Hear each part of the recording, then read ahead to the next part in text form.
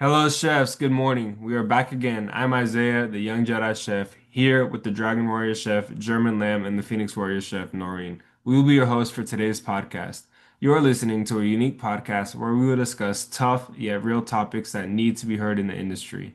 In this podcast, you will hear the truth real, raw, and unfiltered. Today, we have the honor of having Chef Stephen Coe with us to discuss how to dream big and achieve your goals. I'm excited to get started and jump right in. So, without further ado, I will let the Star Wars show, our guest, Chef Stephen, introduce himself. Chef? All right, I'm Chef Stephen Coe. Let's see where I want to start. I own two food trucks called Lobster Love and Culinary SWAT. Culinary SWAT's a former SWAT truck that I retrofitted. It's still armored. I shoot tacos at people. It's got spikes in the wheels, because who doesn't want a SWAT truck? And there's a lot of cool food trucks, but no one has an armored vehicle rolling up shooting tacos. I own a handful of restaurants. One's called the Early Bird. It's a 45-year-old diner that I've recently taken over in Kingston, Massachusetts. I have a rum hut in St. Thomas and two restaurants in St. Croix. Let's see, what else? I'm in the process of being a host of a TV show called Dangerous Eats, where it's a hunt, capture, kill, and the cook wherever they throw me in the world. And that's just about to get picked up. We started filming that during COVID. See what else I got? Lobster Love, first cookbook being launched out. Looks like spring. Um, Successfully won Chop 6 times, took out Bobby Flay twice, and once was a couple of months ago. And I've been sitting on this cookbook, Lobster Love, because I took Bobby Flay out twice with lobster, kind of. So I couldn't release it before everything was announced. What else we got going here? I mean, depends on the day. I grew up in the competitive world. Like you said, ACF, I compete a lot with ACF. Um, I'm in it. I'm still competing. We just took off a win in Indianapolis a couple weeks ago for the best sandwich category for the World Food Championships, which was huge.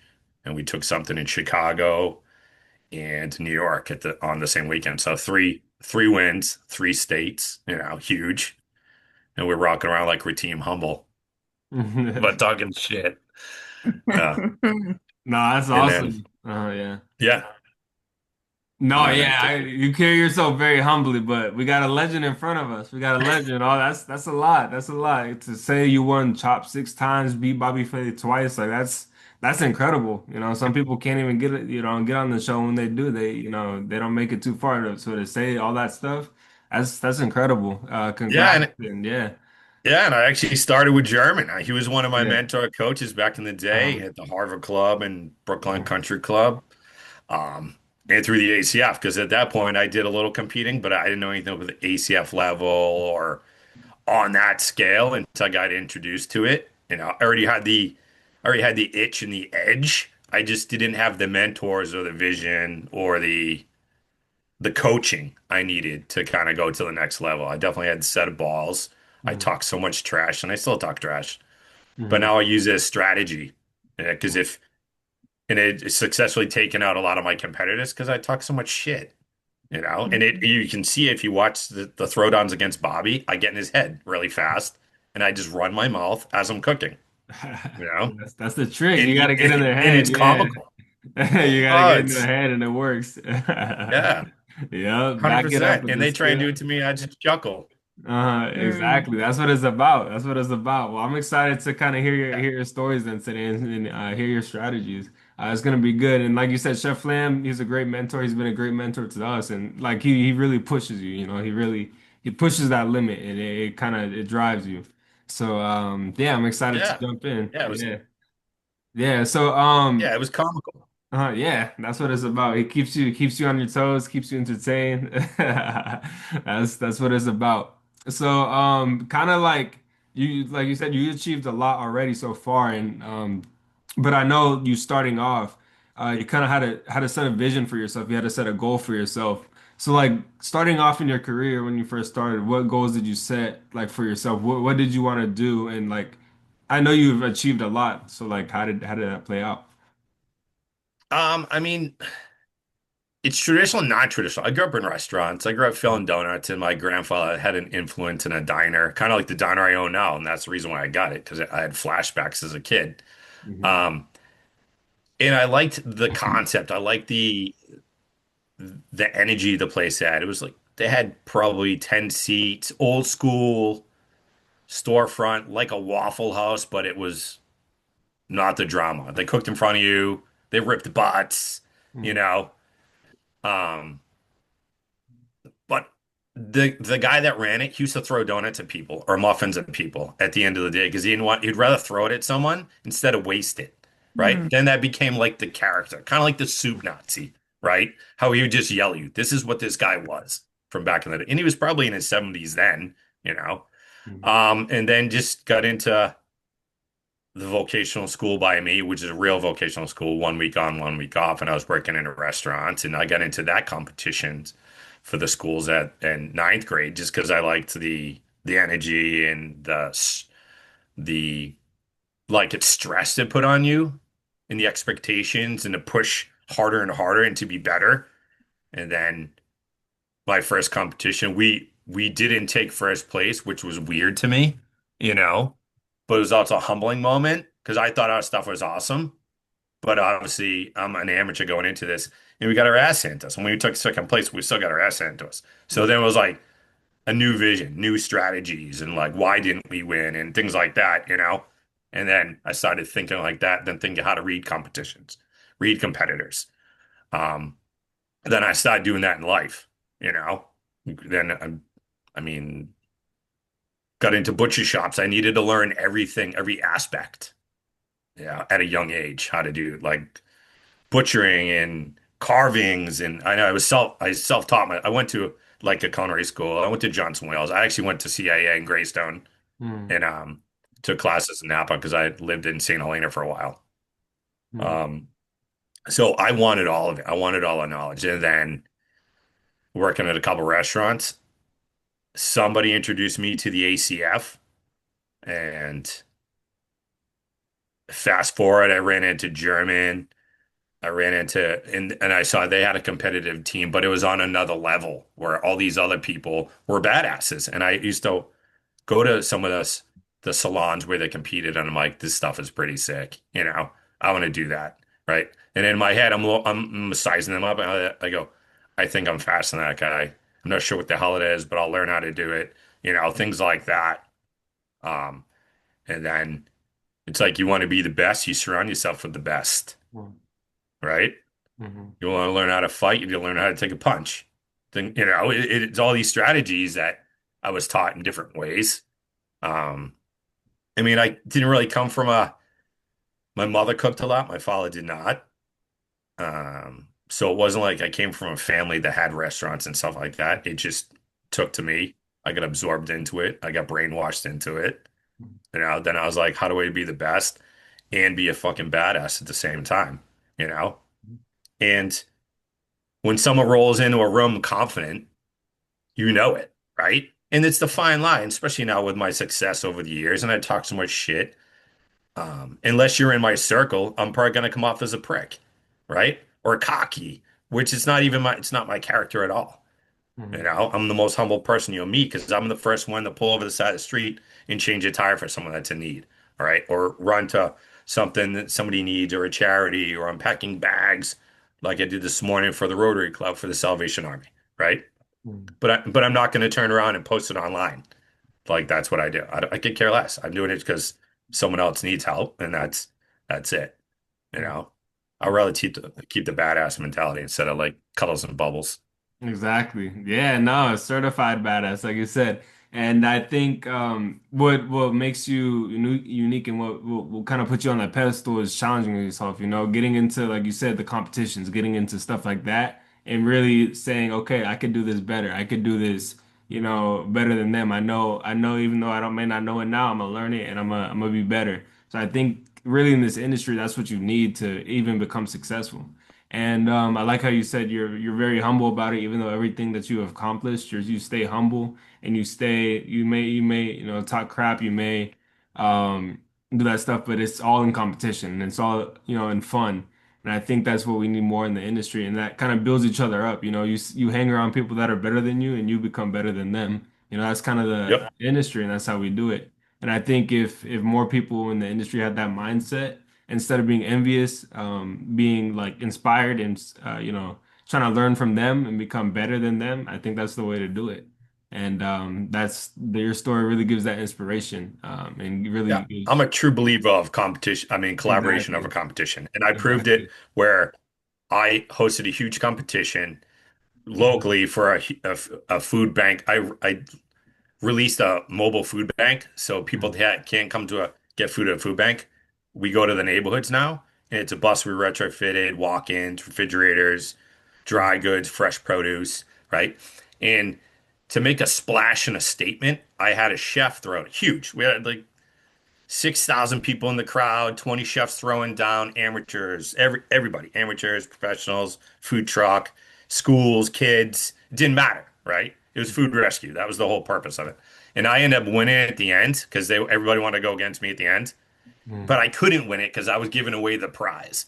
Mhm. So there's so I took the losers and put them in categories. I put one on my end and did the other, and then we threw down against, and I won again. So I gave someone the golden ticket to the World Food Championships, right? Where Yeah. I stepped back into a mentorship role now. And Mhm. this kid never competes, but Mhm. he's got the itch and he bought into it. So I brought him with me, showed him strategies, right? You take the lead, I'll sit back, I'll coach you through it. We end up winning the whole thing, right? Yeah, that's what it's about. And he's a competitor. He owns a business now. He has a cafe. He has a food truck. We're competitors against each other, Mhm. right? But it's fun and it's better. And I've grown up in a way where instead of me running my mouth to the competition, it's Mhm. easier to collaborate with them because then we have Exactly. now it's a bigger footprint, Exactly. Yeah. right? If you can't beat them, join them. That's one Yeah. of those things. Yeah. Exactly. And I mean, I could crush them, but Yeah. it's not. But it's not. But Yeah. it's But like I said, the mentorship role now, because I don't need to compete anymore. Now I want to mentor and coach other people Mhm. to make them better. And then I could see what it's like not to be the lead, but Mhm. to coach the lead, Exactly. Yeah. right? I mean, we took first place, so Mhm. something's working. Exactly. No, that's You what it's know? about. Exactly. Noreen Chef Lam, what's your take on it? No, this is like I was just thinking a lot about how you, Chef Stephen, are really not afraid to challenge yourself. And through your history, like you've taken on what it really means to step out of your comfort zone.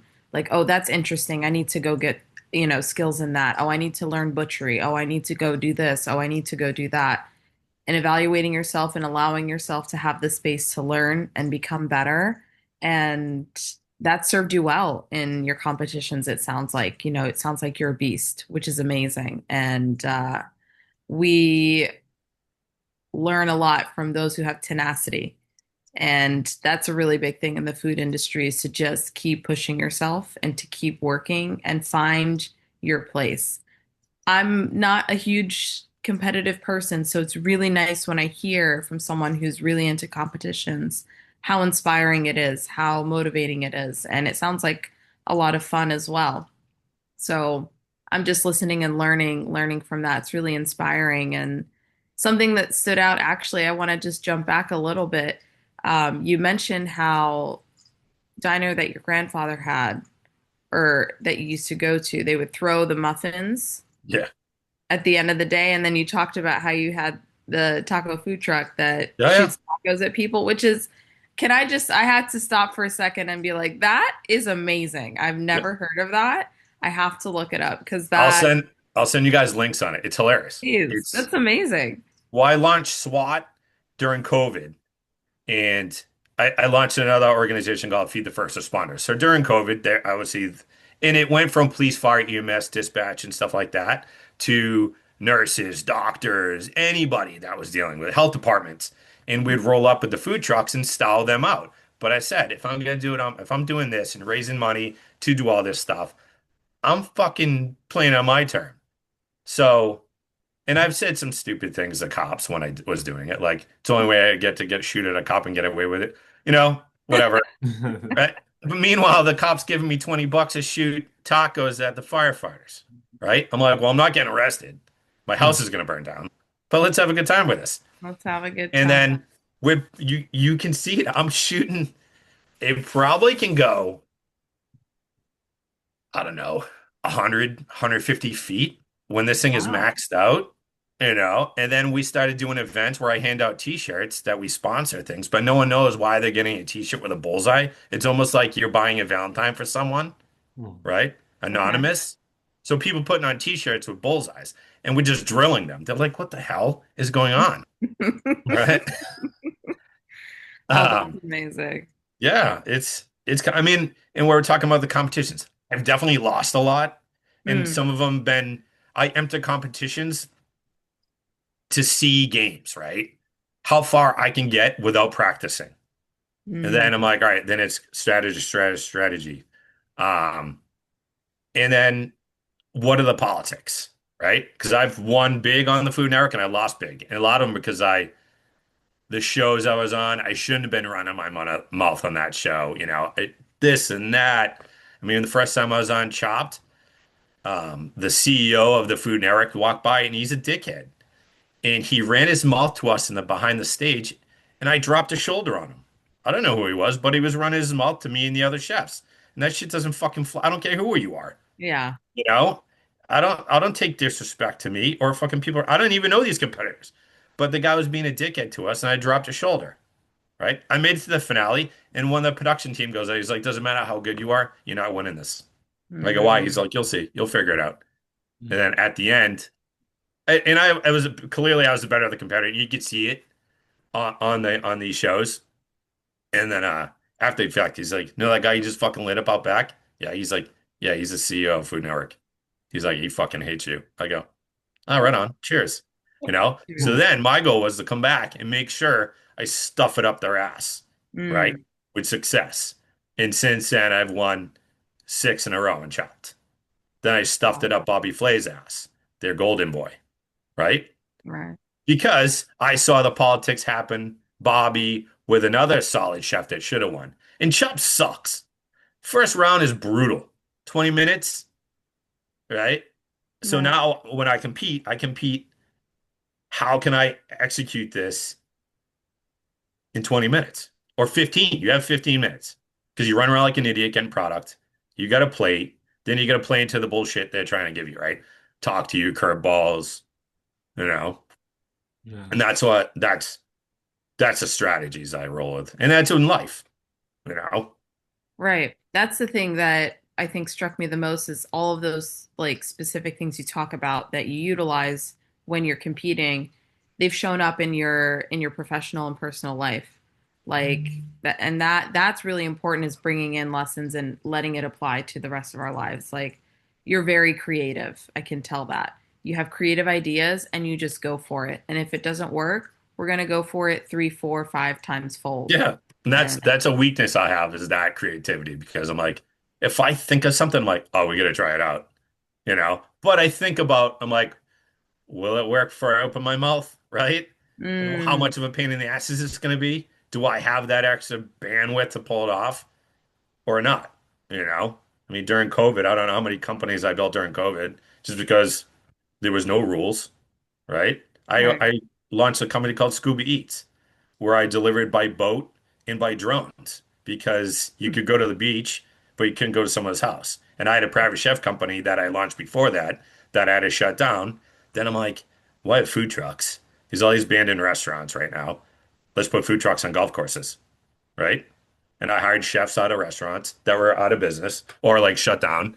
I go, can I borrow your equipment for the week or a month? Because we're not opening back up. We retrofitted fryer-laters with propane tanks and build pop-up kitchens and golf courses. And we had a fucking blast doing it, Mm. right? But it was on our terms, Right. you Taking a know? tough situation and getting creative with it. Yeah. And then I'm like, I don't want to do scuba eats anymore because this is gonna be it's a pain in the ass. But it was awesome. We had a quad ski. It was a four-wheeler and a jet ski together where you would order your item the day like mobile ordering, right? You'd Okay. order whatever, say it's a fucking taco you wanted or live lobster.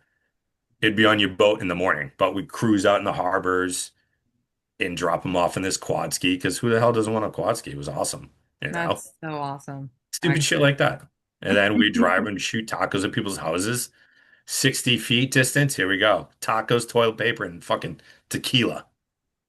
The Holy right? Trinity of Right? COVID. It was stupid, but it was hilarious because people are like, I'm in it. Let's do it because it's obnoxious and we sold it. The energy, you know. Yeah, no, that's what it's about. It's all about, like you said, selling that energy and selling, making up your own rules. People like something like that. People like something that's not already there. They like something that's unique like that. If you bring that energy, you bring something like that, it's gonna sell. People gonna want it. Oh yeah. Yeah, Chef Yep. Lamb, what's your take on it, Chef? Well, I'm listening to the story and I'm laughing. And, the beautiful thing about youth is that, there are no barriers, there are no walls. And, when I met Chef Steve, I looked at him and said, you're a dragon. And now you need to add some water to it, because through life, you are going to learn, just like his incident, at CHOP, you meet someone. But that is the fire in our industry. When you're an artist, you pretty much want to, show the world what you're capable of doing, even though sometimes it's rough. So to me, when I meet chefs during the journey, I laugh. Why? Because there's a connection. And one thing about our podcast right here is that, we have chefs all over the world, different upbringing, different storytelling. And, we listen and you go, oh, wow, this was your approach right here. So to me, the fountain of youth, it changes, and just say this, just say 10 years from now, we'll have Chef Cole here. We'll see, we'll see how the dragon is, because, the beautiful thing about it is, maturity falls in place, you know, and to me, the beautiful thing is the realness right here. That is the beauty of this part of our podcast. It's real. We connect with people that, guess what? You're on the world stage. Tell the story, you know? So that is the beauty of youth in our industry, it changes in their storytelling. Yeah, Hmm. maturity is a son of a bitch too, right?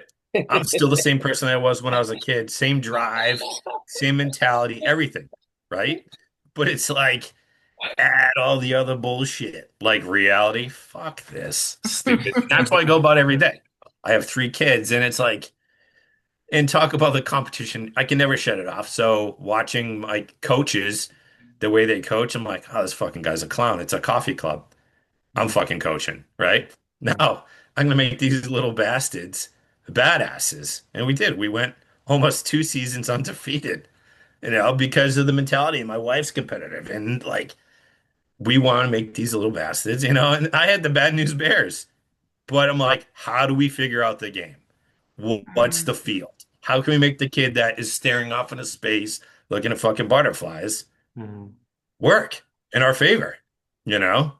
Yeah, And it's like, just sit in front of the goal. That's it. Just sit there. You just have to make one hit, right? exactly, Just listen for my voice. That's exactly. it, Hmm. you know? Hmm. And just in general, now it's like, what phase am I in now that I have kids about going to college, so I got to figure that game plan out, right? Hmm.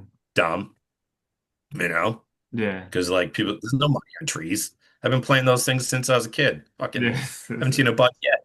I know, right? Yeah. It's Nah, the nah. it's the butt of hustle. That's what it is. Hustle. That's all it is. It's hustle. And like, Yeah. And I yeah, love the hustle, yeah, but that shit gets exactly. old, It does. Mm. Yeah, you're right. You you have to know? stay hustling. You have to stay because when you're Yeah. sleeping, your competition is working. That's right. And Yeah. But yeah, that's the structure I kind of build where like everybody's hustling harder to come at me if they're not in the circle, which is fucking hilarious, right? Because I exactly. already marked them 4 times ahead, Yeah, right? exactly. You're right. Um, yeah, I don't know. Every day is a fucking different journey, like you say. It is. Yeah. And then like clearly you have, like you said, you have that drive, you have that passion and you have that hunger. You have that just that hunger in you. But like I guess the next question is where does that hunger come from? Like where does that inspiration come from? Where does that drive to always want to be better and always push yourself? Like, because a lot of people don't have that. So where does in you, like where does that come from? How do you get your like I don't inspiration? even know. It's the competitive side of me or Yeah, failure rate and yeah, success rate. I like the celebrity status, which is kind of fun, but I don't use yeah, it to my advantage. I think it's cool where the average person freaks out when they see yeah, me and I'm like, what the fuck is going on right now, you know? And it's yeah, kind of cool how I'm a mentor or I'm a face to people and it's awesome, man. If I can use that to my advantage to help out other people or show awareness or whatever, I like to do that, you know. mhm, yeah, And it's good yeah. conversation, It you is. know. Yeah, no, that's a good point. Like you said, everybody, like you said, that celebrity status, you want to be known, you want to be recognized when you go out. And like I even when I was the And young some chef, people hate it. exactly, yeah. Some Some people people hate don't the like fact it. that I'm Yeah, successful, which yeah, they get it's jealous. okay, Yeah, yeah. yeah, they get And jealous. I say jump in the ring, and Yeah, it's people in my circle too. I was like, jump in the ring yeah, or shut yeah, the fuck up, exactly. right? Yeah, if you can't Like, oh, compete, must be don't nice talk. to win. Yeah, because yeah, beating Bobby Flay is luck. I got lucky. Stupid. Nah, nah. Yeah. Yeah, it's all skill, and they're not willing to do that. They're not willing Yeah. to put in the, yeah, no, and you were. That's a lot, that's the thing. A lot of people get envious and jealous of people that are willing to do it and that actually put in the work and they just sit back and talk, So it's good Yeah. to like, yeah, do what you're doing and be the example that they want to be. And like you said, a lot of I mean, people don't. German's seen it. Yeah. He's seen it in me from the get-go, Hmm. you know. Yeah. But I'm still the same person. Like when I see him, we're getting dim sum. I'm like, yo, what's up? You know, doesn't matter what's going on in my life, Hmm. success or failure. It doesn't matter. We're homies, right? Exactly. Yeah. That's it. We're here to break bread, have some cool food, good experience. You know, I'm not there to talk about me, what I'm doing, because it Yeah. doesn't matter. It's about Exactly. the 5 minutes in that circle that we're sharing. Yeah, that's what Mm. it's about. Noreen, what's your scoop on it? Yeah, no, I wanted to highlight we talked about inspiration and Chef Stephen, like you were talking about confidence. And confidence is really, really important to have. I know some people may have their opinion, oh, they're cocky, oh, they're an asshat, oh, whatever. No, confidence is really important. And it's something I've been working on a lot lately because there are some people that are not happy that I got a promotion recently at work. And I'm like, I have to deal with these. I didn't realize, this person was going to feel sour and this person's going to be Yep. sour. Like, this is a personal competition I'm having with myself. I Yep. just want to be better every day. And sometimes you just have to be confident and be like, yeah, you know what? I busted my butt. I deserve this. I know what I'm doing in this regard and we can learn together if you need help with something or if I need help, but we're not going to be doing this because it Yep. wastes our time. Jealousy Yep. wastes everyone's time, Yep. And I right? was when we were in Indianapolis, there was a lot of it. There was, and I told Mm. this kid, I go, listen, don't listen to the noise. I go, half these people used to be like they're a team here, and they're not now because of success. I go, and it's going to work against them. I go, we're just going to come in, do the best one bite. Don't listen to the noise. You know, you'll get absorbed into the bullshit. And I go in everyday life. I go, and now that we pulled off the win, I go, people, your fucking circle, wait till you see it. You know, it's gonna fucking change. I Yes. go, don't listen to noise. Just fucking hustle and have a good time doing it. They call you cocky, fucking throw them the fucking finger. Tell them to jump in the ring. You That's know, right. fucking do Yeah. it. You know, Yeah, no, that's No, I true. love that.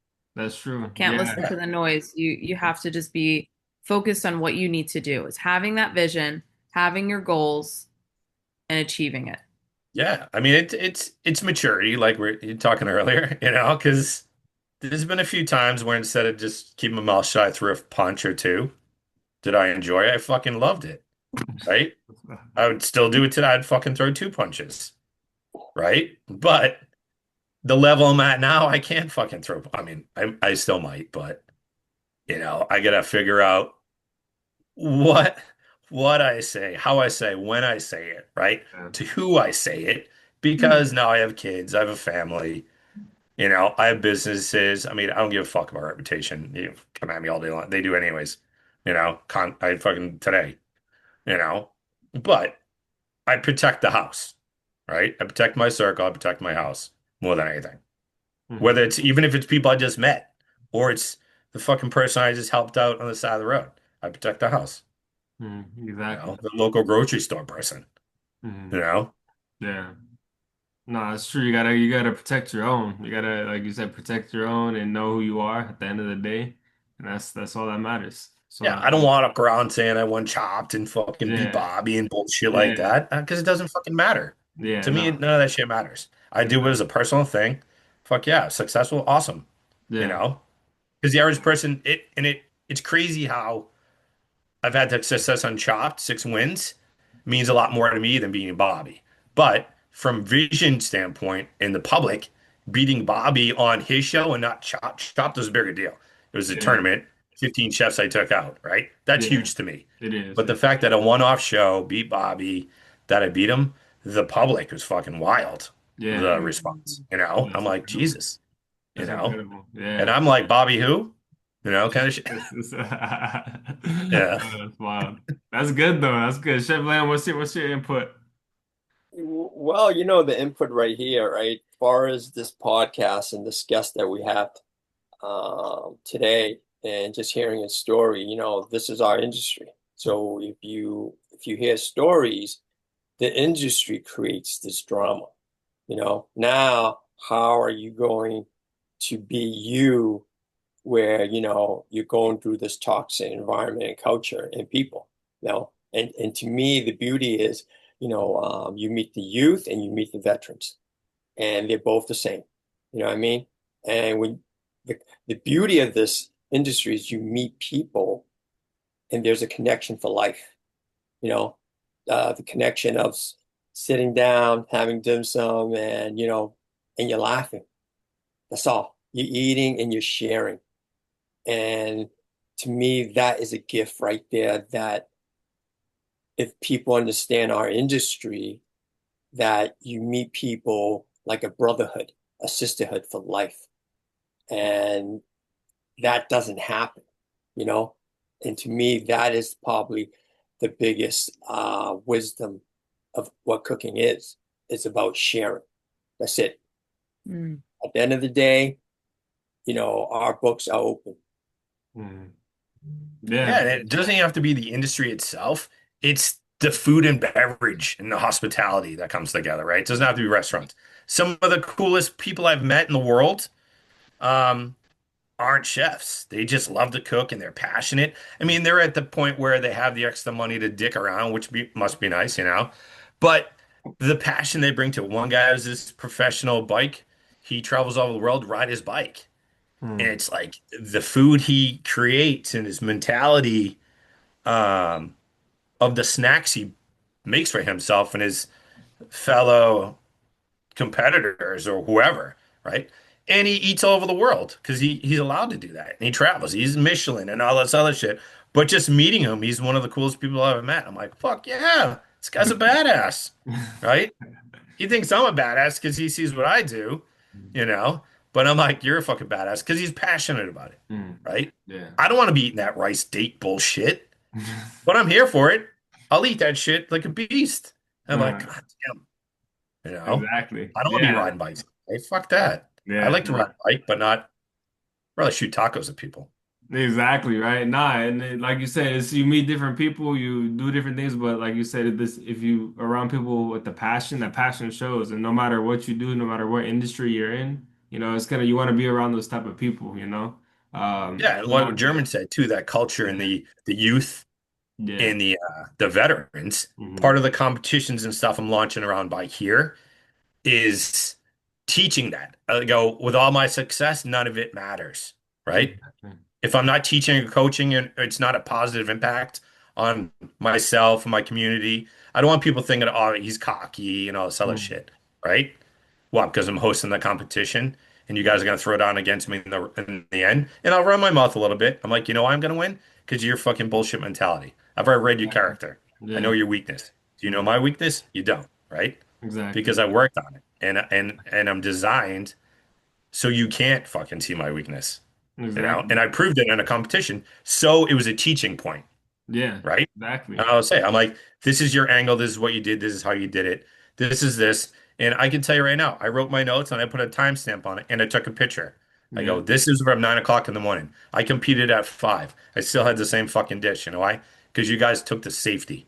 I Hmm. went all in to fucking Yeah. kill it Hmm. using food rescue, Yeah. right? But there happened to be a nice piece of steak. There was a mushroom. There was that, right? Hmm. And I had fucking 6 hours to think of a fucking dish to take you out with.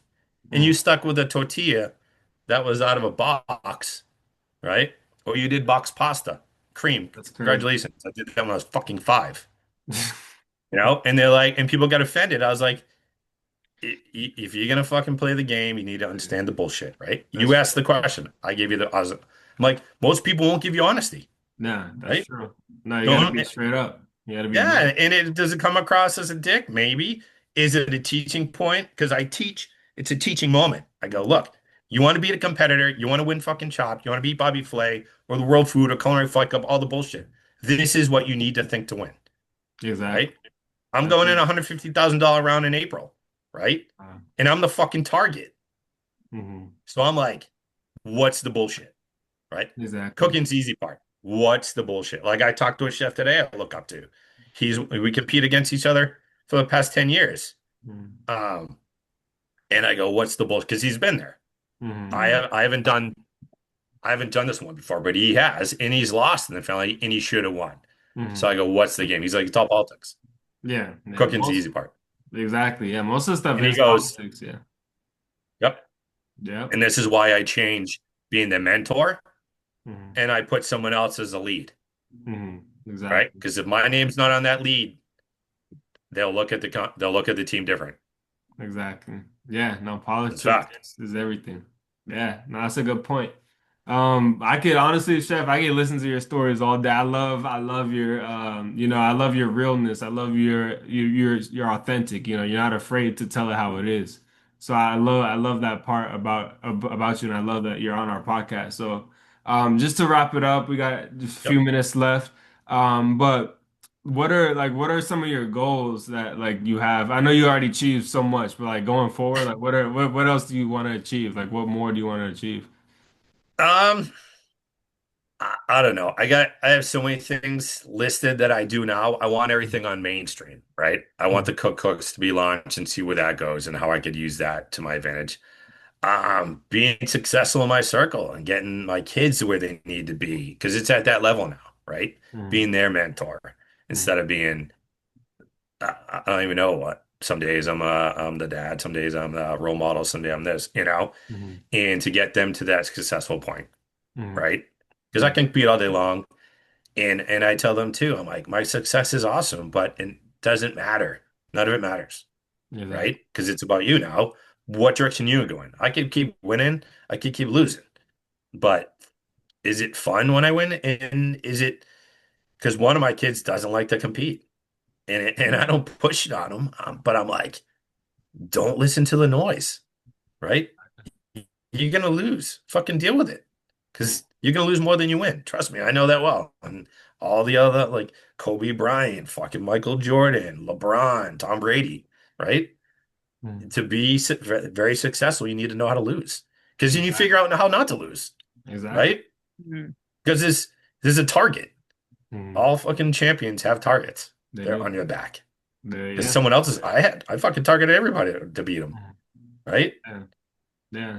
And then yeah, if that means if you have a target, that means you're doing something good. People will want to be like Yeah. you. Exactly. Yeah. Yeah. If you don't have anybody talking about you, then what's the point? You know what I mean?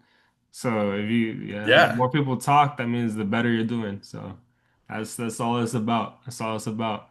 Noreen Chef Lamb, quick little minute. What's your take? Yeah, no, something I'm going to take into 2026 is what you said, Chef Steven. You want to play the game, figure out what the bullshit is. Yeah. What are the politics? What's going on behind the scenes? It's going to And tell it you could a be lot. everyday life. Yeah, Doesn't have to be exactly. competitions. Fuck. My everyday life is like, what's the bullshit today? You Every know? room that you walk into, that absolutely applies. Yep. And Like I that. still roll with the same character, Mm-hmm. you know, same swagger. Yep. Even if my life's on fire, I'm still running like a gangster because none of it matters, right? That's right. Yes, we all That's have right. just a couple things that really matter to us. That's what we hold near and dear, and the rest is noise. Yep. I love it. Yeah. What's the bullshit? What do you Chef think, German? Lam. What you got, Chef Lam? I gotta say this, right? My role I love because I meet people. I meet mentees, and suddenly, they become mentors in the world. And, they do it in a way of their storytelling, their freestyle. And for me to be part of those stories and journeys, man, is beautiful, right? Because for me, it's like you're not critiquing, it's more I looking at it as safety, you know, safety for that individual where, you do not become a Anthony Bourdain. And one way that is the, you know, storytelling of our industry, right? Because you meet people suddenly that, that passion, that energy suddenly self-destruct. So for me, is making sure that, discipline structure is within you. So suddenly, but also we're here, you can pick up a phone and say, hey, what's up? I want to chat. I want to meet up. And suddenly, we reset. And that is something right there. Never thought about, helping someone reset because that is part of the journey. And part of the journey is when we have that, that is the gift that most people don't have. Because if they did, they wouldn't be 86. You know what I mean? Yeah. So that is something, to me to have, Stephen Coe on the podcast today, he's different. He's different from think about it, 50 podcasts, Hmm 50, and every guest was unique in their own way of telling the story. hmm So thank you, Chef. Yeah, Thank no. you. Yeah, thank you. Privilege. Yeah, thank you so much, Chef. You have been real, the realist. And we love it. That's how it should be. You should, speak your mind, speak how you feel, and people learn from that. People grow from that. And I think when you're authentic in your way and you become an inspiration to other people.